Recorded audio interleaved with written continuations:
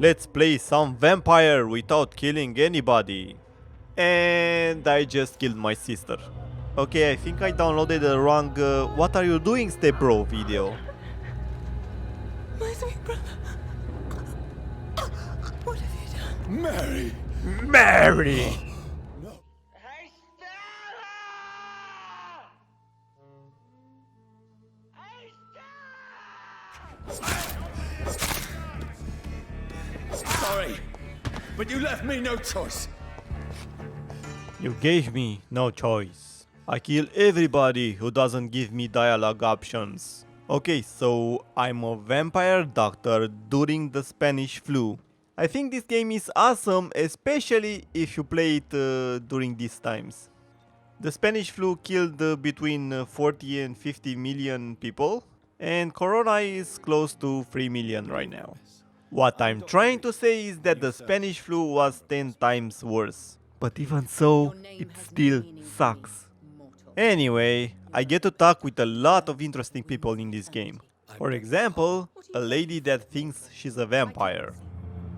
And why do you believe you're a vampire? I don't need to believe anything.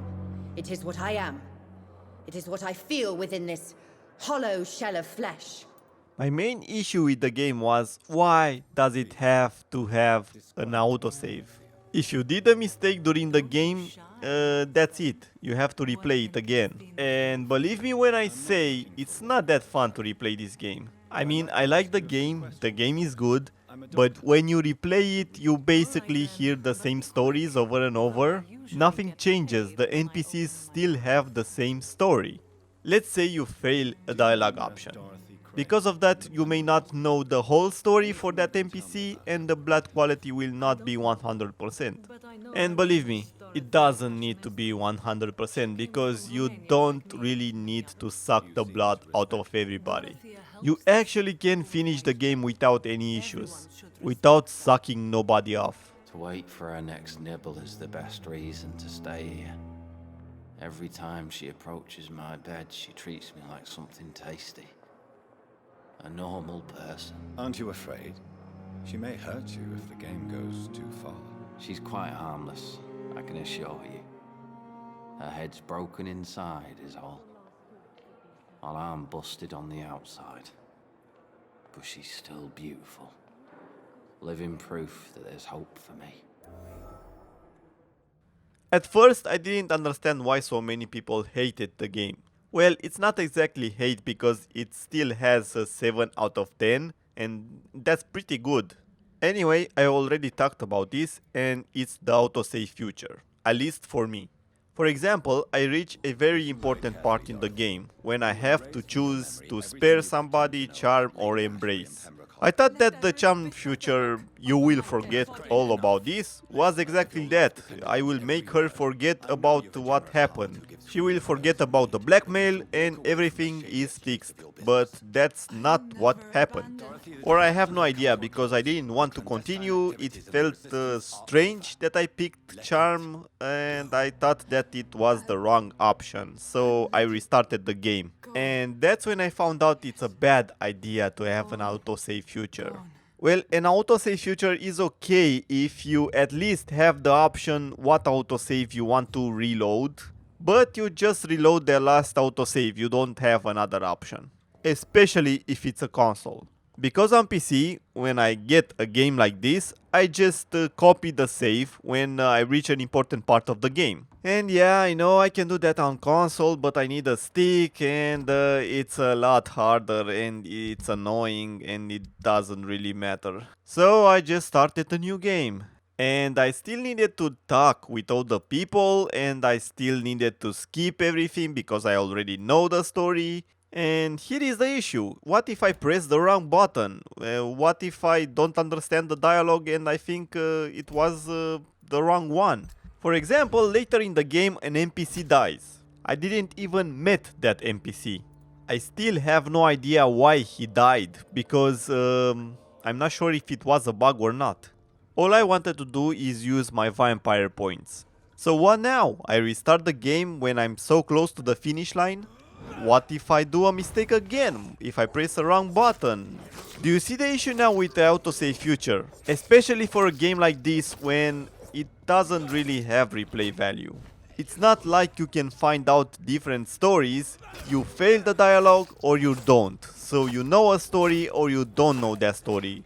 But even if there is still a lot of stories that you didn't really know about an NPC, there is still a lot of stories that you do know about the NPCs. So you still need to skip at least half of the game. Or if you don't want to do that, you just continue the game. But it will be just like it happened to me. I was always thinking during my gameplay, why did that man die? What did I do wrong? What else can I do wrong? Does it really matter that much? And because of that NPC, I will not be able to find out information about other NPCs?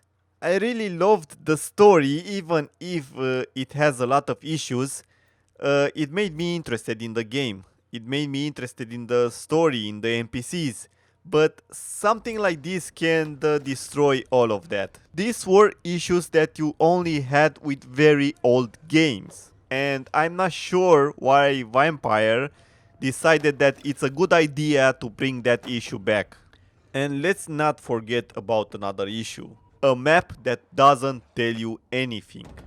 So you have a mission that you can't reach because there's a gate that can be opened only from the other side, but the map doesn't really tell you that. The game doesn't even tell you if it's a gate there or not. I tried to finish a secondary mission, and after I wasted a lot of time, I found out that I can't finish the secondary mission because the main mission didn't advance enough. But you also can have issues if you advanced a lot with the main mission and you forget about the secondary missions. I still have a lot of dialogues that I didn't discover because I wasn't sure if I need to advance with the main mission or do secondary mission or whatever. Anyway, let's continue with the story. I had a lot of issues with the story. Don't get me wrong, I like the stories, I like the side missions, I like the dialogues with the NPCs, I like the dialogues in main mission, but the story still lacks a lot of stuff. For example, what about Mary, his sister? We don't get to know her better. Okay, fine, whatever, let her die. She's not important to the story, I guess. But what about Lady Ashbury? She wants you to help her with the blackmail and some other stuff, then out of nowhere she loves you. And you love her. But you didn't even kiss. Okay, I get it, you don't really need to kiss somebody or make sex with somebody to love somebody, but even so, they were talking about a relationship even if they didn't had one. I mean, most of their interactions were pure business and nothing more.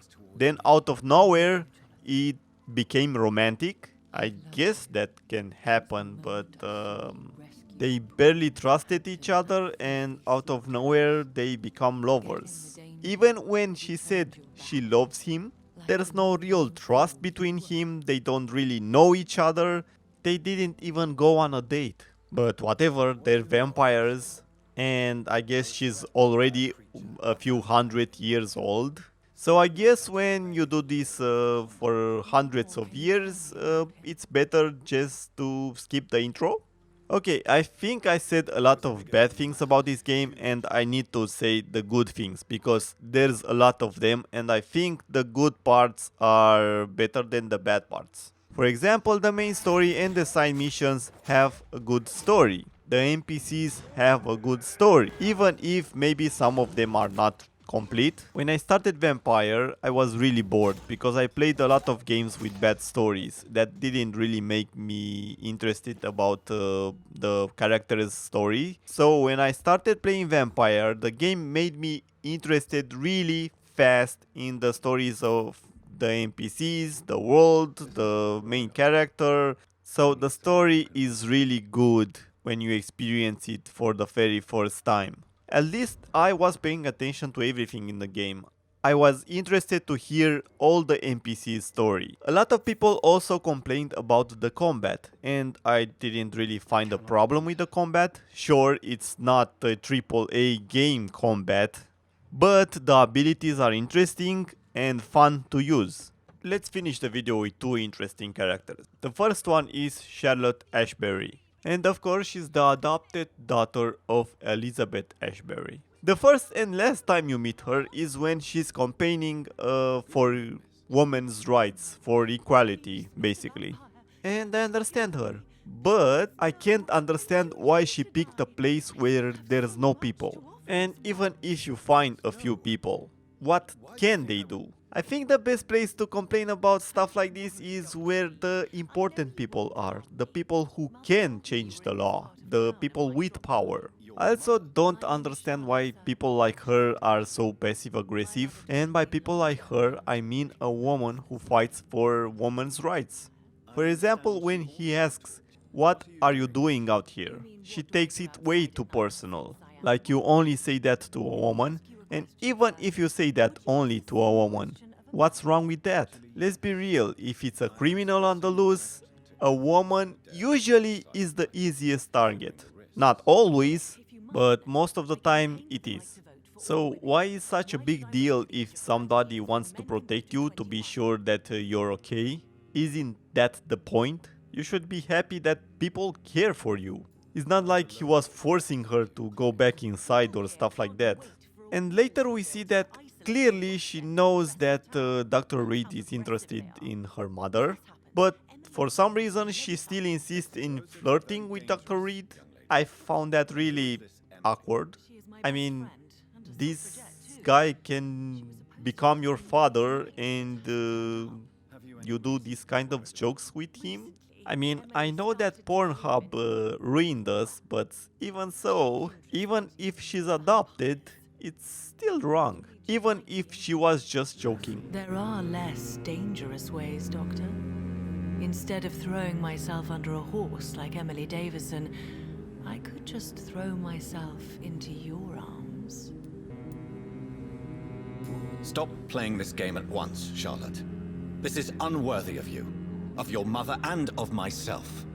I'm sorry. And the other person that I found interesting was Louise Teasdale. Louise, what can you tell me about the vampire who captured you? The little fucker claimed he'd fallen in love with me. That he wanted to spend eternity with me. Not a bad idea. At least that's the way it seemed at first. Really? Did you consider accepting his proposal? Well, immortality. Not a common wedding gift, is it? I think he just wanted to have his way with me. Can vampires even fuck, Doctor? What? Well, I really can't answer that. Since they are creatures of blood, physically speaking, I suppose an erection is possible, but Don't be embarrassed, Dr. Reed. I was just asking. Well, to be honest, I found a lot of NPCs interesting. And that's the main reason I ended up loving the game. In many AAA games, you can't even find one interesting thing in the main story. But this game tried to give a personality and an interesting story to all the NPCs. And there's a lot of NPCs in this game. I just wanted to make a funny video with Vampyr, but I ended up making some kind of review. Anyway, what I loved the most in this game was that the side missions were also interesting. But the main issue was that the map didn't help. Sometimes you don't even have a checkpoint. And even if you do, you find out that the gate is closed and you gotta go another way. And maybe you cannot do that because you didn't finish one mission that would unlock that part of the game. It's pretty annoying when you spend over 30 minutes just to find out where the mission is. And I hate that I usually see this kind of games. Games that don't tell you where the next mission is, where an item is or something like that. And you waste a lot of time trying to find that mission or item. Or the issue that you always find in open world games, when you always get a mission on the other side of the map, so you waste a lot of time just going from point A to point B, and that's all. Sure, we get a lot of games that are over 20 hours, but at what cost? 20 hours when at least half of that you spend walking or trying to find the next mission. This is my main issue with this game because there are at least 2 NPCs that I don't know the story of because I didn't find the hints needed. So replaying the game will not guarantee that I will find those hints. And what's the point in having so many weapons? Especially in this game, you usually end up using only 2 weapons that are the best in the game. And there's no point in using more weapons because you need more items that are usually very hard to find. So let's close the video with this.